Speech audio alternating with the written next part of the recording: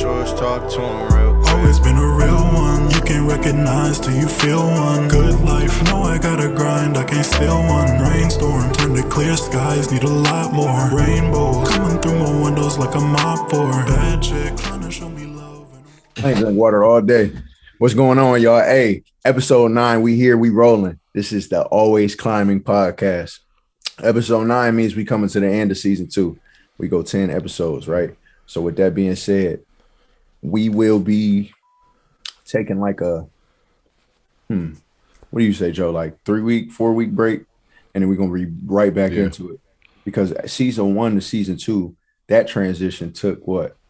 Like 4 months. Too long. We rolling. I mean, we really are rolling, but Jovan is going through a transition that we'll share next week. A good transition that we'll share next week. So we're going to need to take some time off.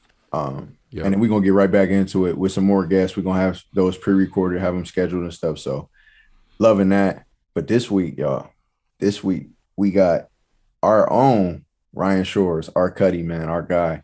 So y'all see he's holding his mic like a football right now. Oh yeah, I hold the money up to my ear. It's just the money happens to be a microphone. You feel me? So yeah, it's just, is that wireless? No, which makes it even funnier. It look wireless. I got the cord like wrapped around my arm, so you can't even receive for real. And he got the suit on. That boy look like Sam Cooke. Oh, I pay good money for this air conditioning. I'm allowed to wear sleeves indoors. But yeah, so today, y'all, we're gonna talk about evolution. We're gonna talk about going Super Saiyan, you know what I'm saying? Like for real. So before we get to that, let's knock out the climber of the week. Jovan, I know you want to highlight somebody, so talk to us, man. Definitely, it's an old friend of mine, Monet Stuckey Willis, Philadelphia former Philadelphia resident, and went to Temple University, played tennis there.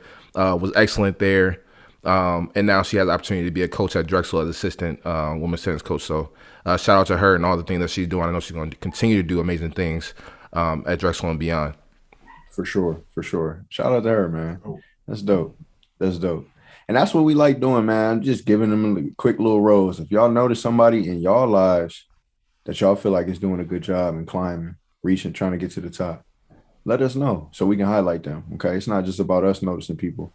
Y'all can notice somebody, send us a DM, send us a comment or something, say, hey, highlight this person for the climber of the week. We'll get as much information as possible, and we'll shout them out too, okay? So let's roll. So the reason we picked Shores for this topic, who better, right? And y'all don't know this, but Jovan and I do. Ryan Shores has gone through a lot of evolution in his recent life. And we all have, you know what I'm saying? In my opinion, I feel like I say this without experiencing the 30s, 40s, or 50s yet, but I feel like the 20s is built for evolution, for progress, for growth, more than any other decade in your life. Teenage life, right? You learn a lot of lessons and you learn about who you are. So that's huge. But once you learn who you are, now you're 20, 21, and it's like, okay, how do I modify this? Am I going to stay a 19-year-old mentally for the rest of my life? Or am I going to try and really grow and set myself up for my future? So I feel like the 20s is huge. And Shores, I feel like you grasping that completely, man. You know what I'm saying? You somebody that even me, myself, I look up to in terms of my ambitions and my desire to make myself a better person. So let's for the people that don't know, man, let's talk about who you are, what school you went to, what you're doing right now, where you're at. Let's just get a quick intro. All right. So my name is Ryan Shores. I went to Firestone High School, like all of these fine gentlemen here. After that, went to Columbia University, which was a lot harder. And, since then, I've just been working in like neuroscience research and similar fields. So, at least for my job, I do like little like brain surgery on small animals, that kind of thing, testing stuff before it gets used in humans to make sure that it, works, because you don't want to sort of just jump right into people. That gets real hairy real fast. So, yeah, that's sort of the general flow, at least from a professional standpoint. But, I think on a personal level, it's just constant rehashing of everything. I done started over so many times. That's probably not a good way to put it, but I think I've tried to reform a lot of the things that I do a lot of times over, to really get to a point that I want to be at, which, obviously I'm not even satisfied now, but I would be crazy to not even acknowledge, I guess, the amount of work that I've put in to get to this point. So yeah, man, that's me. You back to the drawing board. That's what I hear. You instead of not restart, like you said, but more so you always go back to the drawing board to improve. I love that, man. And funny enough, man, I just made a song. Y'all know I be making songs on the side.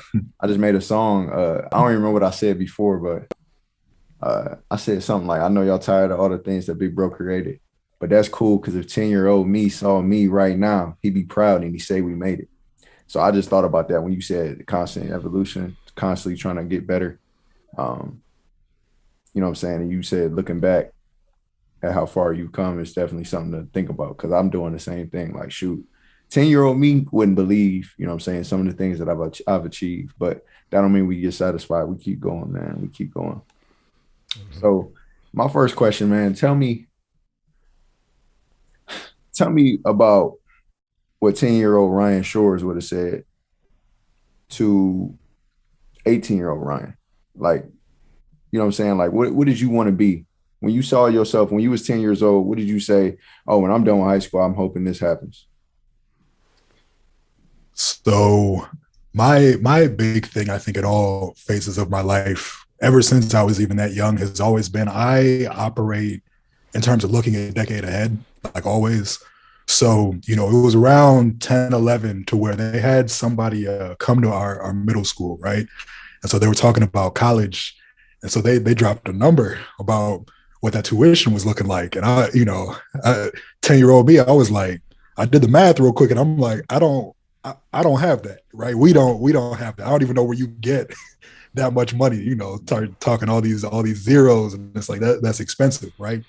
Mm-hmm. So, for me, like I really started probably around 7th grade, taking it kind of serious to where, I really poured as much into like academics and like, the extracurriculars and all that to try and set myself up. My main goal, by 18 really was always to just, I don't want to have to pay for college. That was the one thing that I carried with me. Like that was my motivation through everything. I was like, I don't want to pay for college. Like I literally, for majority of my teens and all that, I had it like written up in my room, just like free money written on the wall. And so whenever I had to like, What was soccer? Yeah. Was soccer one of those avenues? Like, I know you play soccer. No. Was you like, oh well, maybe this will work?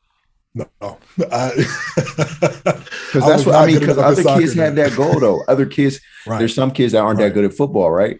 But their goal is also, I don't want to pay for college. But they're like, man, I ain't gonna lie, I don't care about grades, right? I'm gonna do it through football. So you was like, no, I'm all bought into school. Like I'm gonna get it done through school.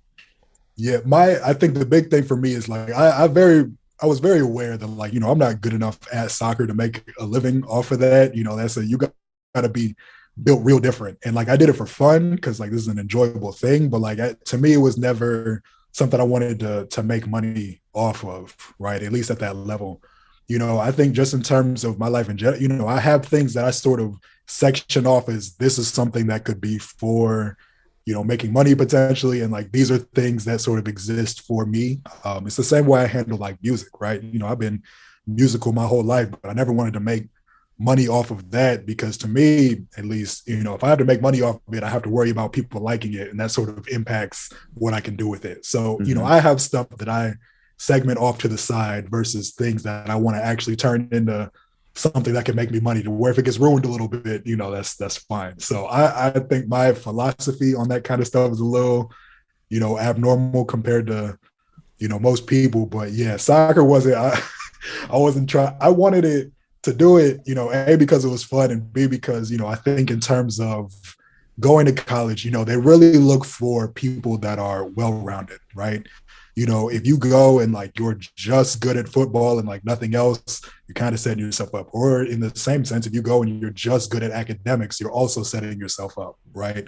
I've talked to people that even work in admissions, and they all really say the same thing. It's hard to make a good argument for like a true one trick pony, in terms of that, because it's when we were in high school, we were doing all types of weird stuff. We were in like Catalina doing like synchronized swimming for the one time, or like I joined the yearbook team at one point. I don't even know who talked me into that. Somebody got me to join the bowling team once. Bro, like it's just we were just doing anything. But bro, that's so AC though, man. Like I think, man, I hate tooting our own horn, but like I really do think that's the whole purpose of this whole project.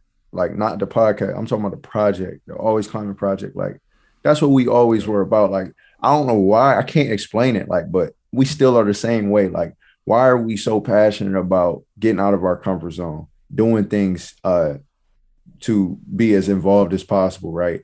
Getting our face in front of other people, making other people's day so great. And that's what we was all about. Like, bro, what? Who goes fresh out of football practice to go to the brand new play? Like, we was the only two. Most of the time, we was the only two black kids in watching the whole play. 2 or 3, 4, 5 kids watching the play. Right. You know what I'm saying? It's just. I don't know why we wanted to do that as a group. Like, I'm just blessed to have everybody, man. Because you know what I'm saying. I can say that I did so many things, right? And it was because I had y'all. You know what I'm saying. We pushed each other to do those type things. So I'm glad you added that. And then you, like you said, it shows versatility. It shows that you're not just one dimensional, right? It shows you're a holistic, entire person, right? You're involved. You got good grades. You care about, your community. And man, I think that might have been a big part of you even getting accepted, right? Now, now tell me this.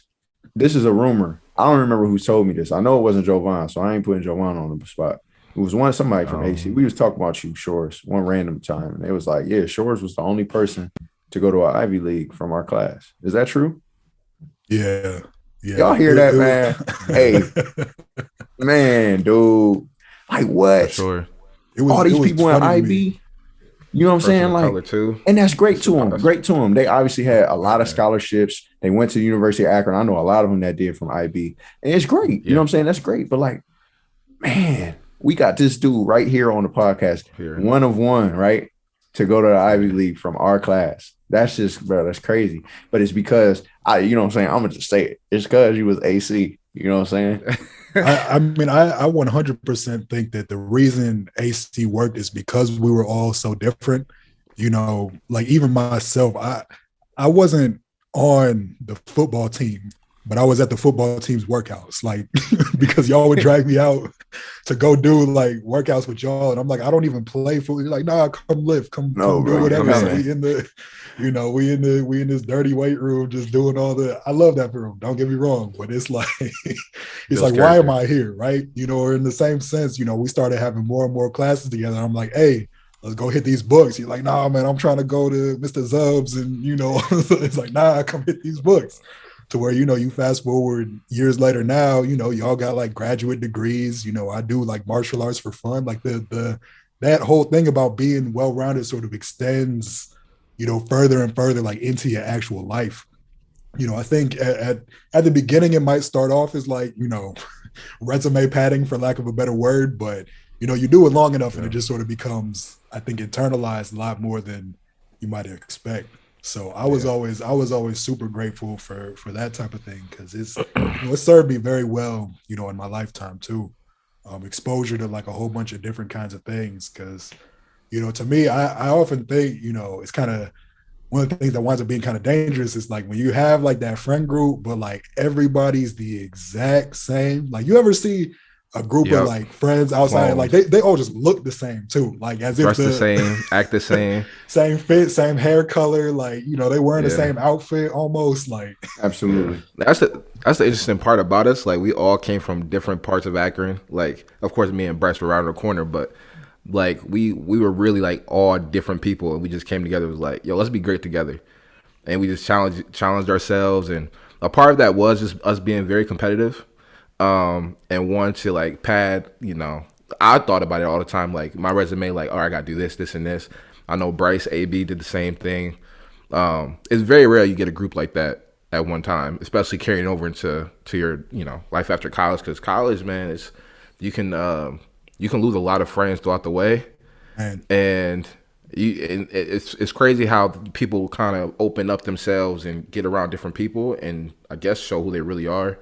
But I'll let you talk a little bit about that, Shores. Hold on, but yeah, hold it. What you was thinking, Shores. Please don't forget it. Whatever you was about to say, but like, yeah, let me speak to that too, man. Like,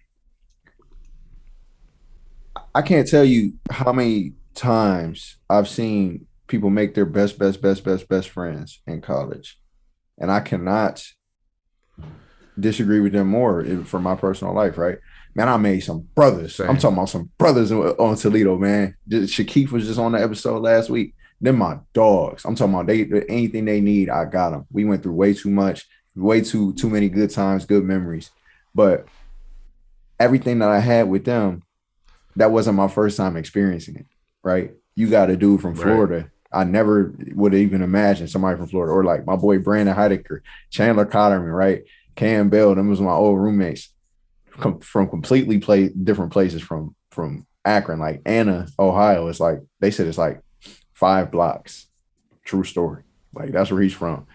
Brandon Heidecker is 5 miles by 5 miles. That's Columbia Station. And he used to ask culturally challenging questions sometimes about Black people and stuff. And this wasn't a racist question. It was just like, bro, I never even interacted with, African Americans. And those type of experiences built bonds. But a lot of my teammates had never had friends like I had in high school. So they'd be like, bro, like, I ain't gonna lie, like, I never had no friends like y'all. And I would just be like, man, like, I can't say the same, but y'all my dogs, just like them boys is. But my point is, y'all have never, at least for me, I can't speak for everybody in AC, but y'all have always been like my best friends. Like, if anybody asks who's your best friends, I'm gonna say my guys from high school, my always climber guys. You know what I'm saying?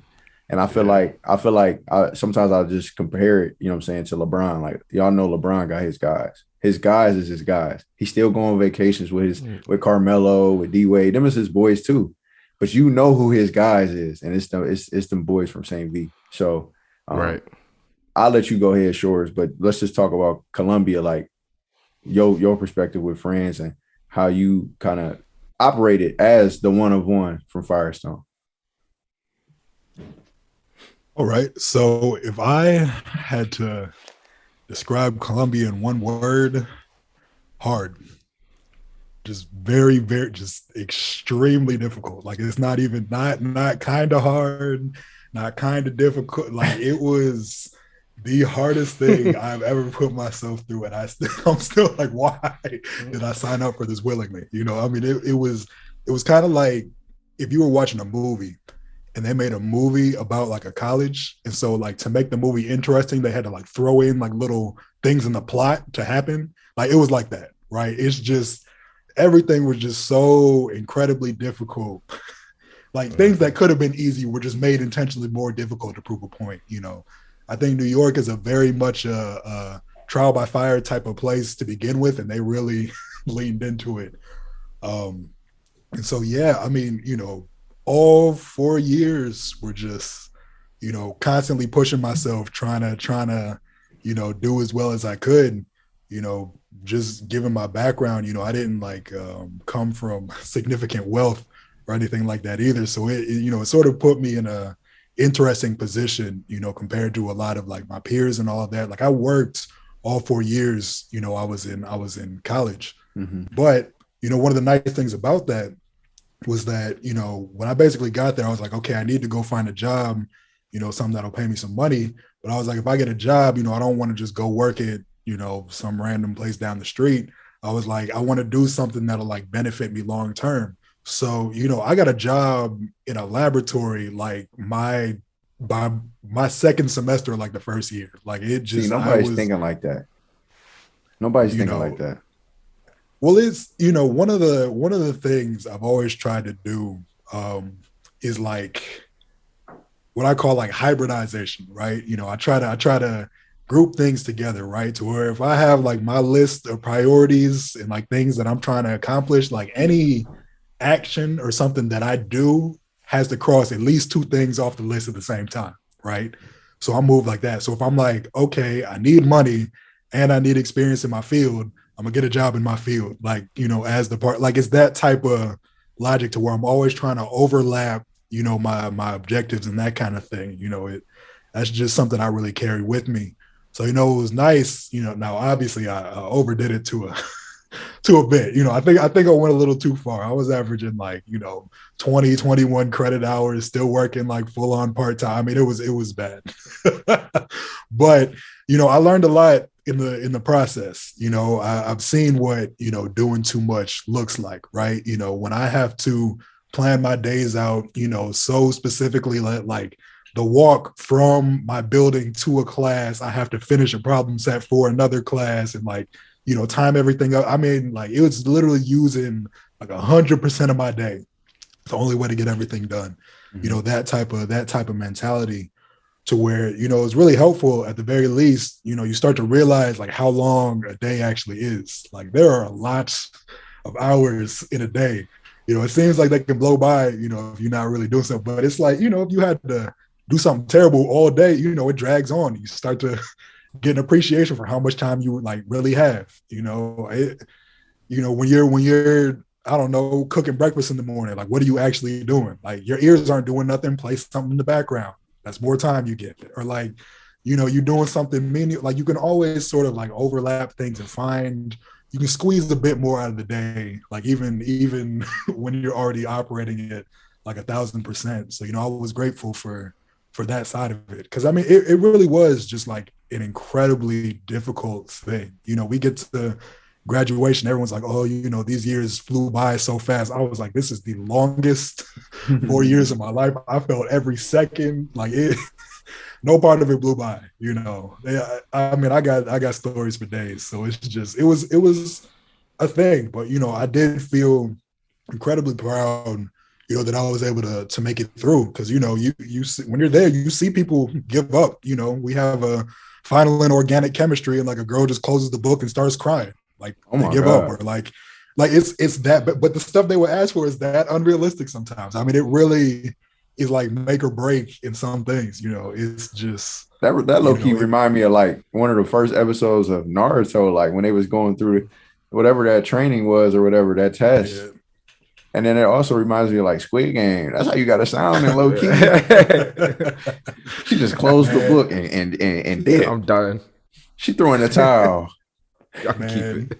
If they'd have ejected me off a bridge or something, that probably would have been easier Oh than my having to keep on Sheesh. going through it the whole time. It was crazy. And I think, I took it to a level of crazy I probably didn't even need to. But, I really wanted to get, the value out of it while I was there. Because my views on college are there's the conventional thing to where I think obviously it's good to go if you can like get a degree in something like for your field or like that type of thing. But it's also I think college gets a bad rap in terms of just being about the degree as like a sheet of paper, to where one of the most valuable things I got out of it was that it was an opportunity to just like take classes and stuff, but like even outside of the scope of my major, right? Like Mhm. if something just like sounded interesting to me, I would just go take a class in it because I'm here and it's like, I'm already doing too much. What's one more, right? So, and I think that type of opportunity to gain more exposure, the same way that we used to always, play off of each other, I think that kind of exploration is really one of the more unsung opportunities that you get out of college, right? Like for me, my degree is in neuroscience. My program was in neuroscience. I was a pre-med at the time. So, all the stuff I'm doing is like, cellular biology, psychology classes. It's basically like a biology degree and psychology at the same time. But me being me, I like, electronics and all that kind of stuff. So I would just go and take a class in like electrical engineering. My counselors thought I was absolutely insane. They're like, why would you take this for fun? But to me, it was something I was curious about, interested in, and like the class was there. So, I went and took it, right? And, taking like just a electrical engineering class in college, that was like my favorite class that I took my entire time there. And it wasn't even related to my major and like all that kind of things now to where now, like at my job, I have like a neural engineering job, right? Like my career is moving more and more towards electrical engineering. My whole sort of like life's ambition is to like walk that line between neuroscience and electrical engineering from a class that I took just because, it sounded interesting, right? And so, I think obviously like you get the credentials, of having your degree when you go to college. And I think that part is important, but also, sort of the experience that you get in the process of getting there, especially if you tailor it a little bit more to how you operate as a person. I think there are a lot of like smaller gems like that you can really work in to really like refine how you operate as a student, person, individual, all of that. I remember multiple times in undergrad for you would be like MIA for like 2 weeks straight, you know what I'm saying? Yeah. And then you would come back, you know what I'm saying? Obviously, y'all, first of all, set the record straight. AC guys, anybody y'all see on the website, we cannot talk for 3 years and we come back and it's like nothing ever happened. But I say that, man, but like I just remember, man, you would be so busy.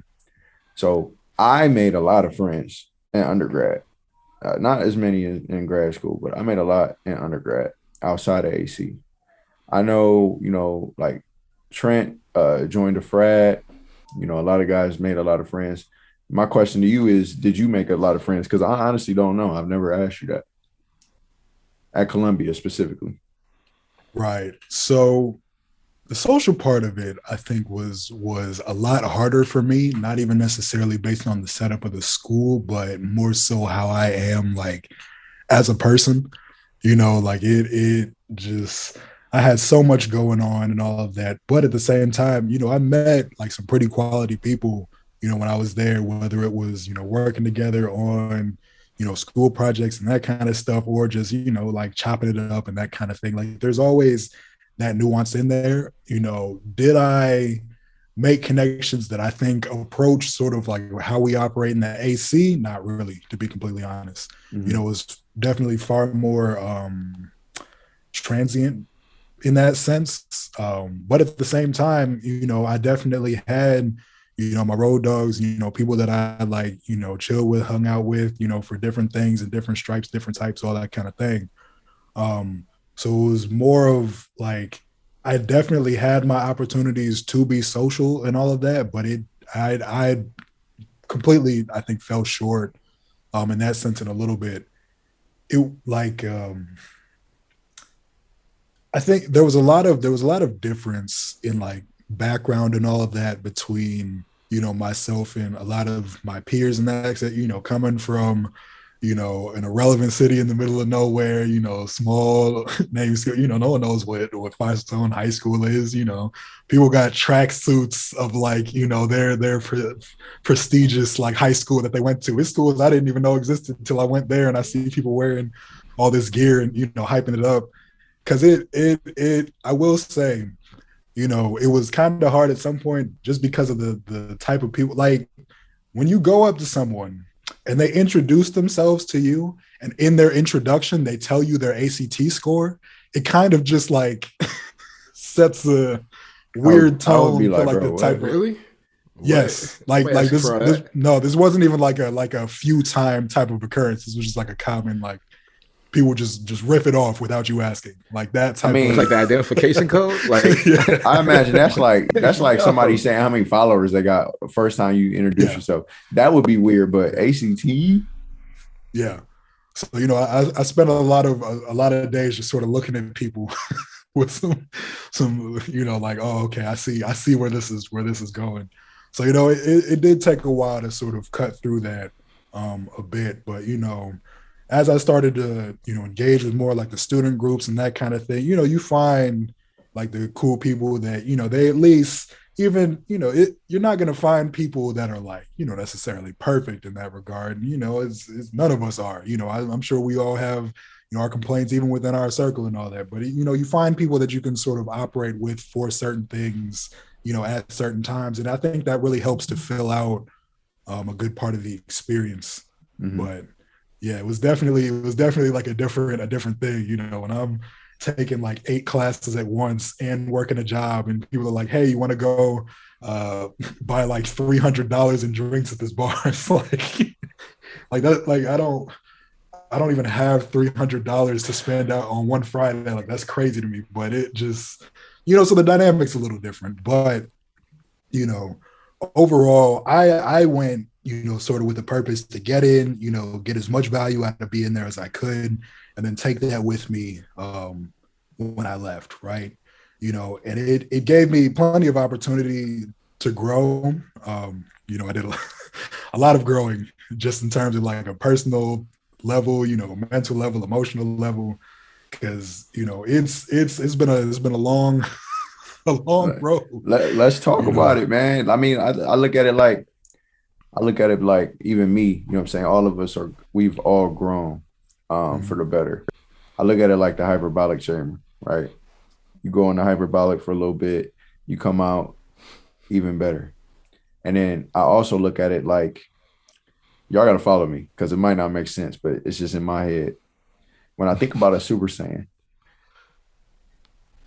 it takes a serious type of emotion for Goku to become Super Saiyan, right? Bro always had it in him. You know what I'm saying? He was a beast, knew how to get to Kaioken. If y'all don't know anime, I'm sorry, but he knew how to get to Kaioken. He knew how to do all this, but it took some serious hardship for him to understand exactly what it took to become a Super Saiyan. He becomes a Super Saiyan, right? And then with that hard work, now he can instantly go right back to Super Saiyan. So now he's devolved. Now it's evolution. Now it's easy. Now it's cake. It takes no effort. So for us to go through and evolve and grow, we have to sometimes go through hard times. We sometimes got to get out of our comfort zone. So my question to you, man, is like, Shores and Jovan, for real, like, what does that look like for y'all? What does that process look like for y'all? That evolution, that it could even be that awakening moment for you. Like, what made you say, I want to be a better person? Like, I'm already cool. I understand I was raised right, but like, I'm trying to really boss up. You know what I'm saying? I started bossing up truly probably my sophomore year of college. And it was a never ending process. What woke me up for real was football and me really realizing how far I could take it.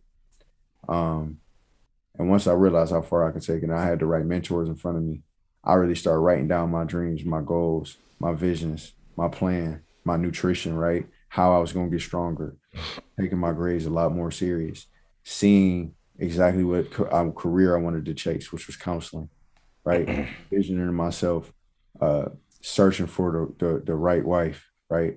Ended up finding it in the girlfriend that I had at the time. So all of these things I was thinking about as a sophomore, and it I shifted my focus from just living life to building a life. So did y'all have any wake up moments? Or if you don't want to answer that question, my other question is, what does that process look like for you of evolution? That's a really good question. I'm throwing it at you. So, I mean, for me, the first time I really tried to evolve, I guess, like I would say make a commitment to myself was when I tore my ACL in high school. I wanted to get a D1 scholarship like me and you strive to get. And I remember I was in the car with my mom crying like hard. And she's like, why are you crying? You're going to come back from this. You'll be all right, whatever. But she didn't understand. Like, I was like, no, I was trying to get these offers next year. I want to get this college paid for. And I'm thinking about, man, what if I have to go to community college, this and that? And so I just made a commitment to just like get better every day throughout that rehab process. I'm like, I might come back way harder, way stronger. And that was the first time I ever seen a proof of concept of one coming back from the ACL surgery like I wanted to. So I'm like, all right, if I just commit myself to something and really put the energy towards it, instead of like I don't want to cuss, but like, halving it and not really going all the way and really putting the energy that is required to do something that is really going to be making you great. Because nothing great comes easy. Everything is going to be hard if you really want to achieve something that's really worth it. And that was the first time I ever did something where I'm like, okay, like I really feel like if I tell myself I'm gonna do something and I really make that commitment, I'm going to do it. And that's what I did, going to college and throughout. And then academically, it was being around the AC, and just growing to be like a better person. It really kicked in when we joined what was then Peacemakers, now my LC. The impact of giving back and that feeling of making the community a better place. And I learned a lot from sports because I carried on to college when I had Coach Rule, and we everywhere we went, baseball stadium, movie theater, wherever, he made us clean up the whole area before we left. Even if it wasn't our mess, we had to clean it up. And really being a better person and leaving a place better than the way you found it. That's why I say that all the time, because it stuck with me.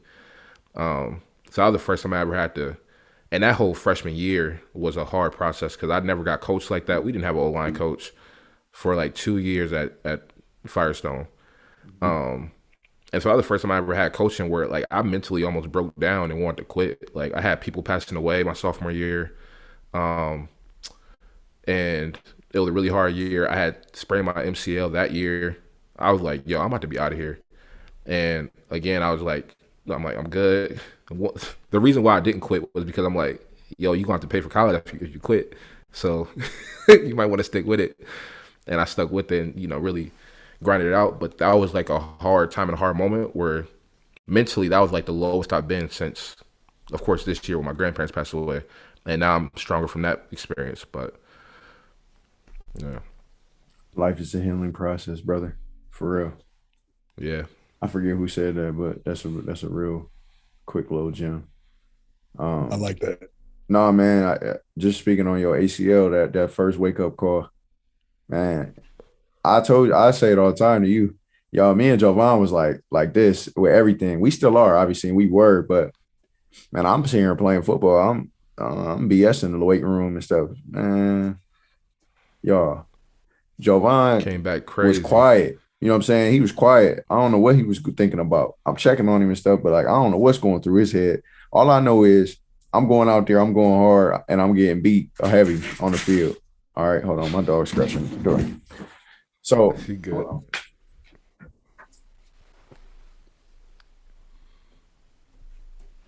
So I'm going crazy, at least trying. But little do I know, this dude Jovan is grinding. Man, I'm like off season. I just got embarrassed my whole sophomore year or whatever. I said, "Oh, Jovan, are you ready to get big together?" Man, this dude was like, "Yeah, I'm about to throw 225 on there." I said, "Hold on, huh? Wait, what'd you say? 225? What you about to do with that? Squat?" And then he just throwing the 225. And I said, man, for real, that was a piece of my evolution. I ended up maxing 365. I hit 225 21 times. Solely because of that extra push from Jovan.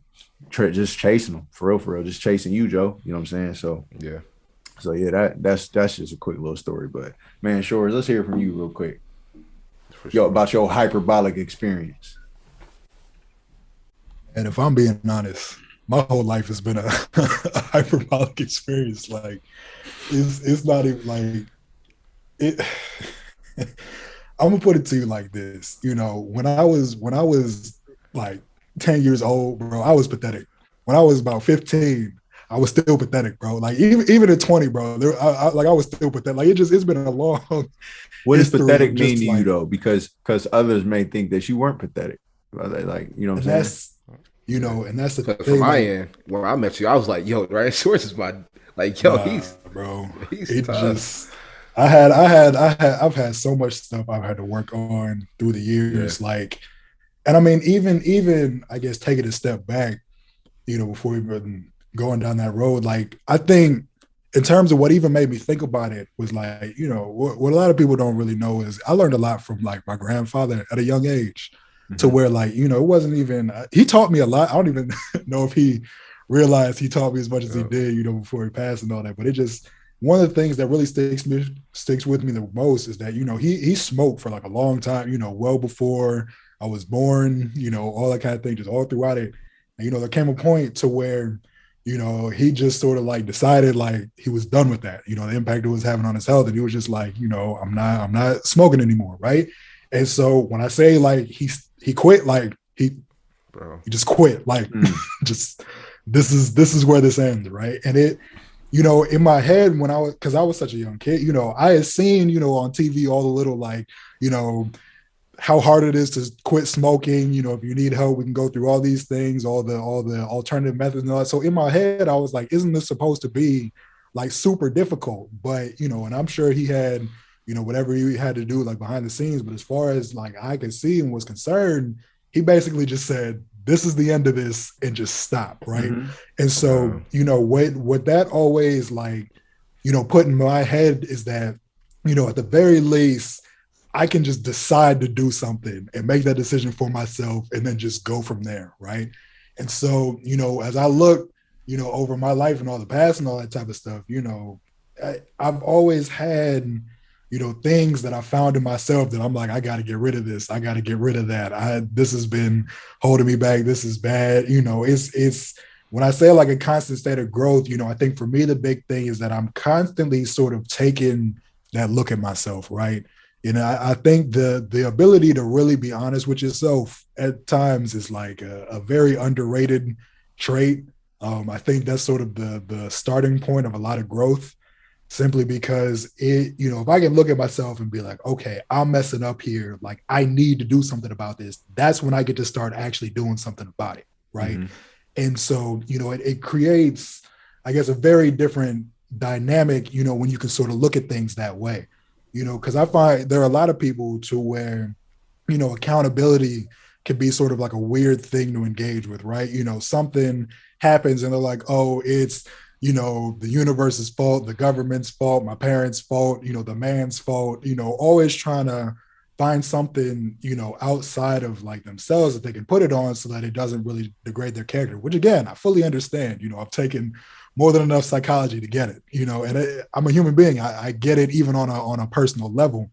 You know, I think the flip side of that for me is that I sort of look at it the other way to where I'm like, how can I make this my fault? Right. Because, you know, when something happens in my life, right, I'm like, I'm praying it's me, because if it's me, I can do something about it. Right. If it's somebody else, you know, my options of what I can actually do are limited. Right. But if I find some way that like it's on me, I'm like, okay, I can take this, I can work on it, and then this doesn't have to happen again. Right. So it's, you know, to me, there's sort of a flip side to accountability to where it really gives you the power to like set up and do, you know, all the kinds of things that you want to do. You know, like you asked, like how, when I say pathetic, like what does that actually mean? You know, an easy example is like, you know, when we were in high school, right? My first year of high school, played soccer, I was cheeks, bro. I was just awful. You know, I had done like decently before then, but you know, in making that transition from like, you know, middle school sports to like high school sports is a big jump. You know, you got a lot of the change in the amount of like the intensity of workouts, you know, the physicality. I mean, it's just all very different. And I was horrible. You know, the team would get on me, the coach would get on me. It wasn't fun. You know, I didn't even play my second year, right? Because I was just like, I'm not putting up with this and all that. But you know, that's when it, you know, it sort of hit me. I'm like, there's no way I can give them the satisfaction of that. You know, I gotta put this on me. Like, how can I improve? Right. So the third year, still pretty cheeks, not gonna hold you. But like in between the third and the fourth, I was like, okay, how can I fix it? So I went to camps. You know, I found people that could teach me like kind of like the theory of what I was trying to do, since that's sort of like how my learning style works. So then by the time we got to my fourth year, it was a very different game, right? To where, you know, it's kind of like a funny experience. I had been bad for so long, you know, it took a while for the transition to sort of like catch on the people I was playing with, right?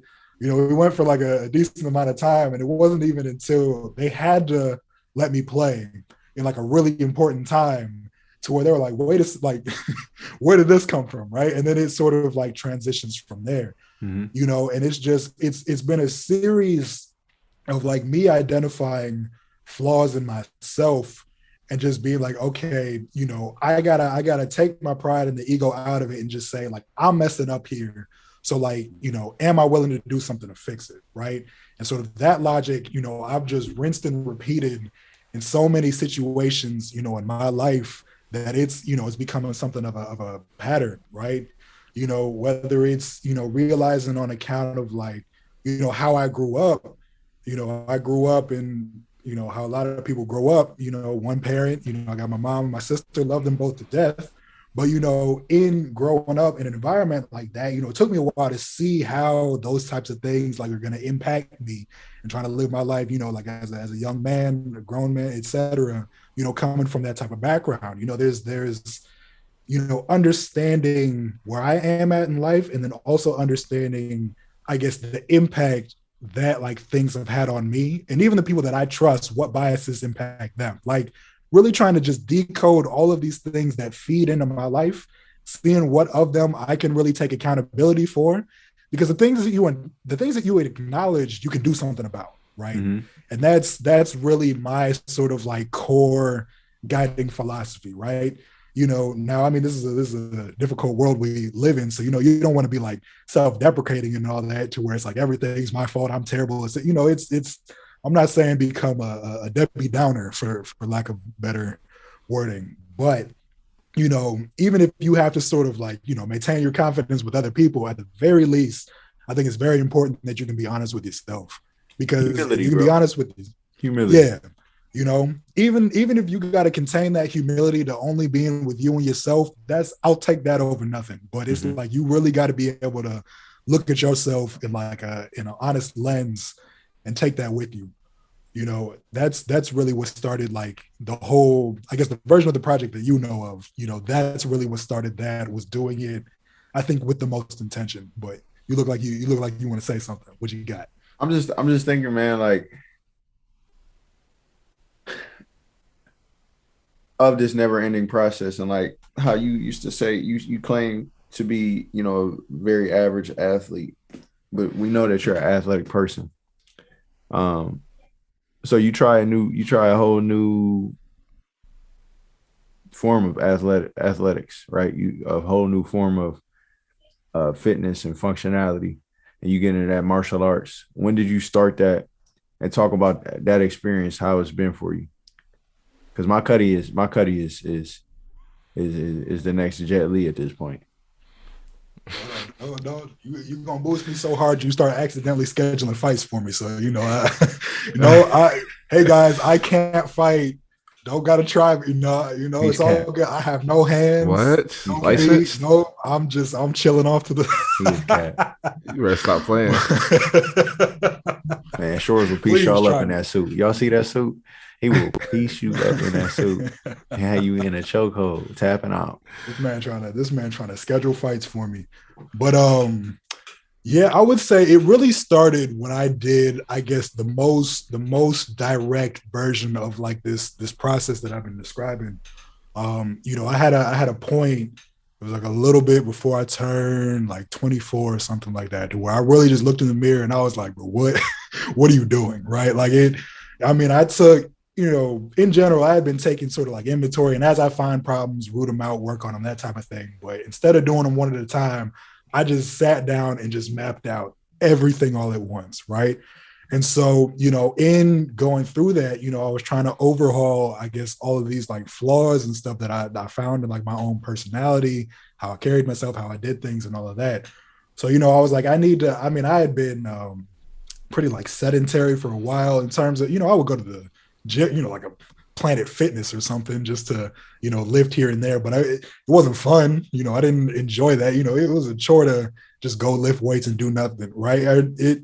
Some people, like, I think, really enjoy lifting as an actual activity. And I think I was really doing it more out of obligation. That's kind of where I'm at right now. I love the results, but man, bro, getting up at 6 a.m. bro, right now, it's just like, exactly. So, and that's why I always, I even recommended it, the same thing to my sister, and she joined a run club. But I think if you don't like going to the gym, there's a lot of value in just finding like a physical hobby that isn't necessarily the gym, right? Like I think the default in a lot of conversation always winds up being, oh, if you want to be in shape, go to a gym. But like you can find So many other ways. ways. You know, But it's a lot of avenues. I feel like too though, if I had a workout partner, I would be enjoying it more. Like when I was working out with my boy Alden for the pro day and stuff, I was enjoying every second of it. And even when I decided not to go to pro day and I was still working out with him, man, I was just loving it. You know what I'm saying? But now that I'm by myself, it's less fun. It's still just as motivating because it's almost like second nature for me to lift weights. That's all I've been doing for the past decade.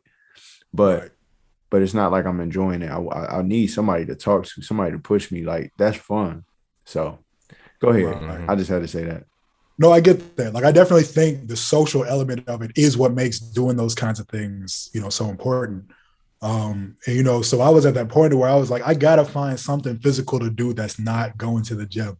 So, you know, I looked around, I thought about, you know, joining like a rec league for soccer or something like that. But I'm like, I don't even think I would really enjoy that as much. You know, in my head, I was like, this is like a team sport type thing. You know, it's a whole group of people I gotta meet again and all that. And I was like, I really want to like get into something to where it's like, even though it's around other people, like it's just me versus myself. Like I need something where I can really push myself to like, you know, improve as an individual because, you know, I was like, I don't want to be in a team setting where I can sort of fall back on, you know, the people around me and not really address, you know, my stuff.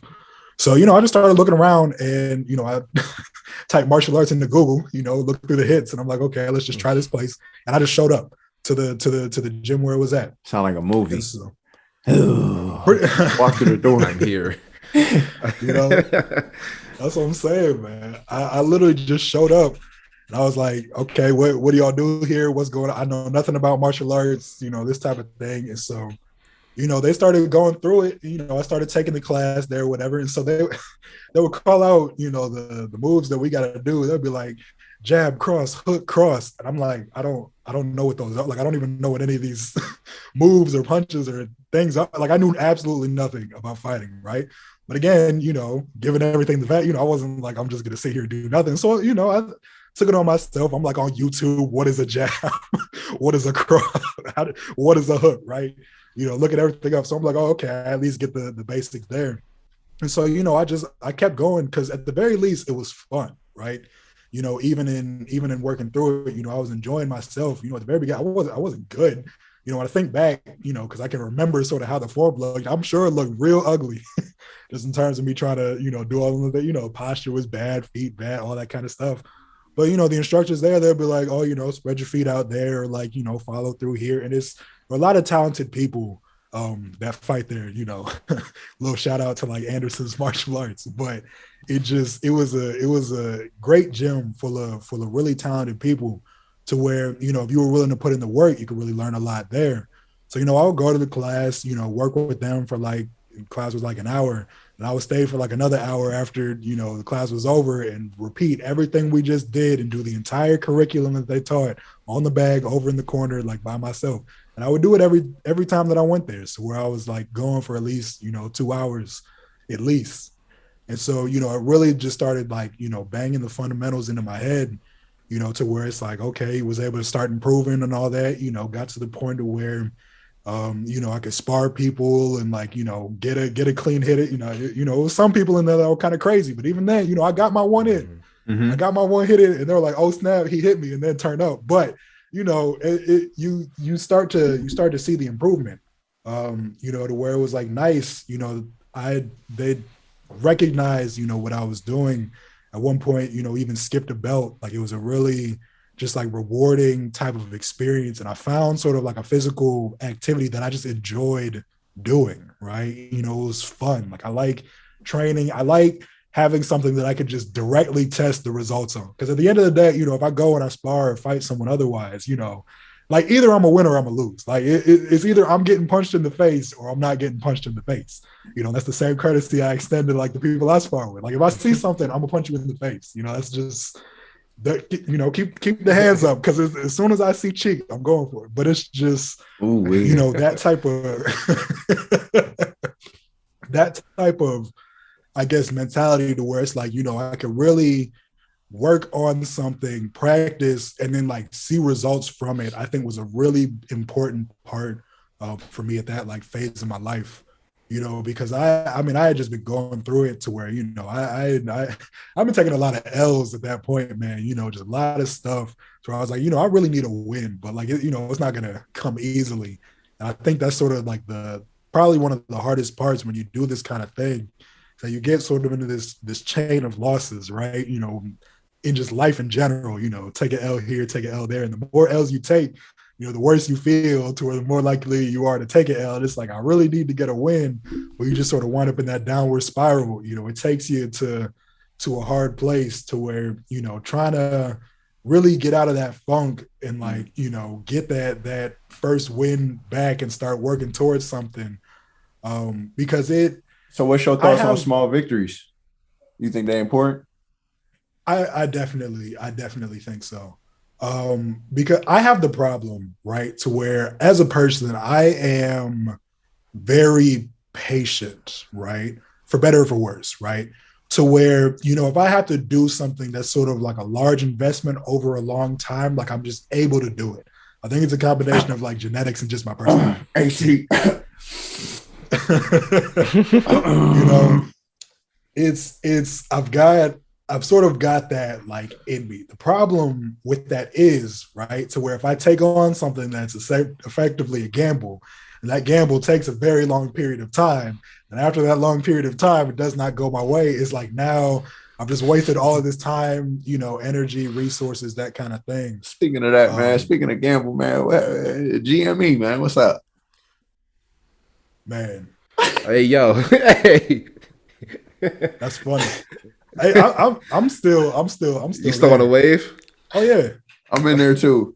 The flow hasn't, you know, they're not gonna know what I mean, but the flow hasn't been locked yet. You know, there's still things that have to happen before that whole thing goes away. That's a whole aside, but yeah, I mean, once they direct register and we see but I mean, for lack of a better expression, you know, I'm big into like doing long plays. It's just that can, you know, if you have a bunch of long plays and a bunch of long plays don't work out, you know, that feeling of like having lost all that time can really like, you know, start to wear on you.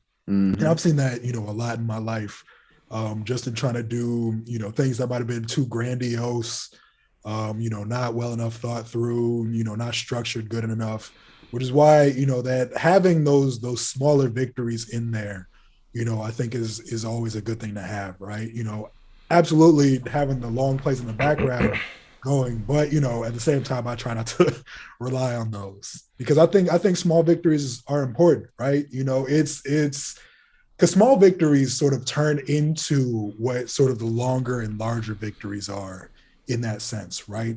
Like, you know, one thing I was like, I wanted to get into a series of small victories during, honestly, right around that same time point, right?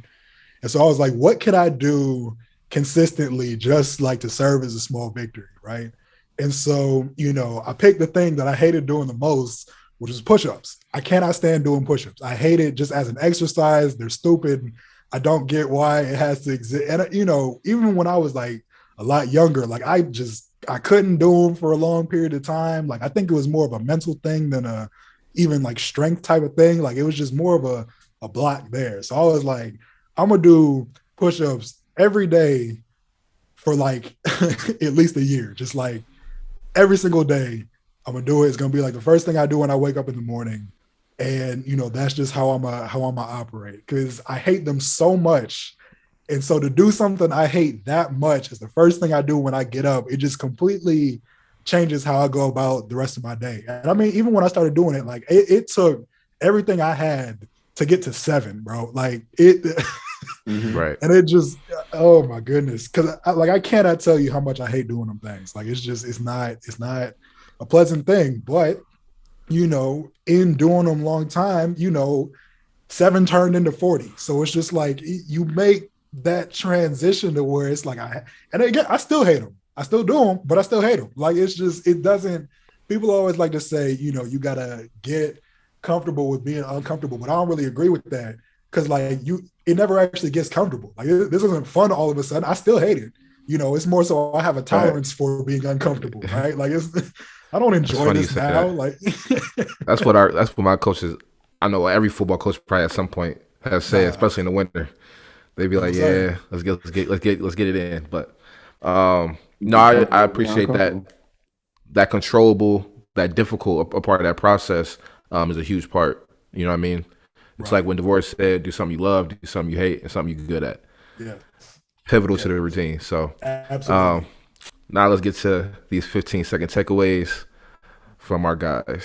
I'm gonna let George go first because I know Bryce want to go last. Good. And I'm gonna hop in, of course. You gonna let me go first after I've done all this monologue, and I feel like I'm out here going crazy. All right, 15-second takeaways. Bro, it could be up to a minute, bro. It could be up to a minute. It can be. What's the one thing that you want the viewers, listeners to get from this message?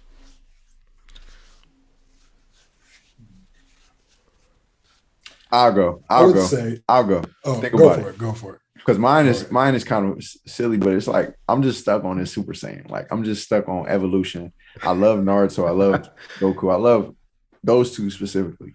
There's so many other animes, but like those two are truly believers in themselves. They love getting better.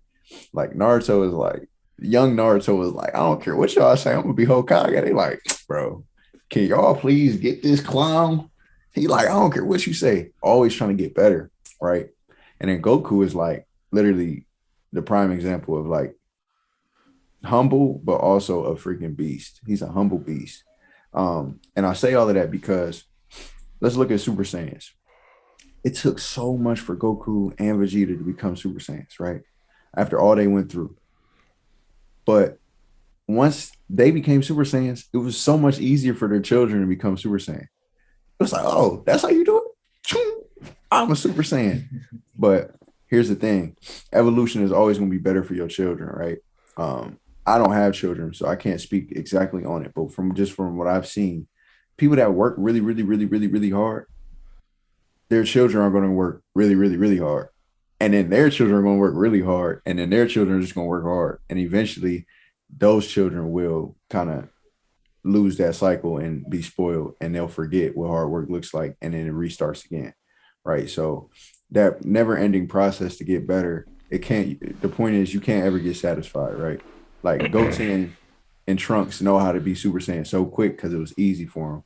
But they're going to try and teach their kids, and they don't know what it really takes. They just learn from somebody that knows what it really takes. So their kids may not really be able to successfully become Super Saiyan that easily, right? So just keeping that in mind, man, it's a never-ending growth process. That's my takeaway. Yeah, just piggybacking off of that real quick before Shores go. Like he said, just like setting that foundation, because like we talked about your growth from your teens to now your 20s. It's you're setting yourself up for when your 30s and 40s. Now you're looking at yourself like, oh my God, I'm a finished product now. Like when you say Super Saiyan, like Super Saiyan 1, and it was so hard to get Super Saiyan 2, and now we in that Super Saiyan 2 phase. And then what they do after 3, that's where it was done, and then he went to God mode. Like that's where you try to get to and level up each phase of the way. So, and Joe, he even got more now. It's Ultra Instinct, and it's gonna be even more now. So, oh yeah, for sure. Oh yeah, that's called retirement. Can't nothing touch him at that point. Right. Oh boy. All right. I would say if there's one main takeaway, I think one of the most important things you can do is really just be honest with yourself. Like if nothing else, if no one else, if you can tell the truth to yourself, I don't care if you gotta go sit in a dark room by yourself, turn the lights off, sit in the corner, play usher. It doesn't matter. But like if you can really sit down and just take an honest look at yourself, check your pride, your ego, none of that matters if nobody else is in the room with you. You don't gotta talk to them about it. It doesn't have to even be a public thing. But if you can really just work with yourself, be like, okay, like I'm messing up here. As soon as you can sort of like accept where you think you have shortcomings, like that's when you can start to do something about it. And once you like really want to start to do something about it, you can get rid of it. In most cases, you can get rid of it. I study neuroscience. You can rewire stuff. You can get rid of stuff. We are very adaptable living things. So, my biggest thing is like, surround yourself with good people and just be honest with yourself, if nothing else. It gives you so much more power and freedom when you can really set your goals that way. I love it, man. I love it. And y'all heard it. That's from a neuroscientist, all right? So he know what he talking about. Hey, I hear neuroscientist. I don't even know exactly what that means, but I just know my cutty smart. So I'm going to listen to it. But anyway, man, we appreciate you, Shores. We appreciate everybody watching and listening. Make sure y'all like, comment, subscribe. And you kept talking about ego. Sorry, know what song about to be playing right now. Let's get it, man. Love y'all. When I be praying, you having an ego trip, really know who you are. I'ma call you split, and I show no remorse. Some Thanos you vision, can't be with you when you really a chick. Thank God for the life that I'm giving, taking it in for the better, no matter I'm losing or winning. Let go of your ego for me, let go of your ego for you. Let it all go for your fam, let it all go for your boo, too. Promise you that it don't care, promise you that it ain't cool. It just making you people look dumb, making you look like a fool. Man, you look like a fool. Everything that I tell you is the truth. It ain't no capping when I'm in the booth. People be acting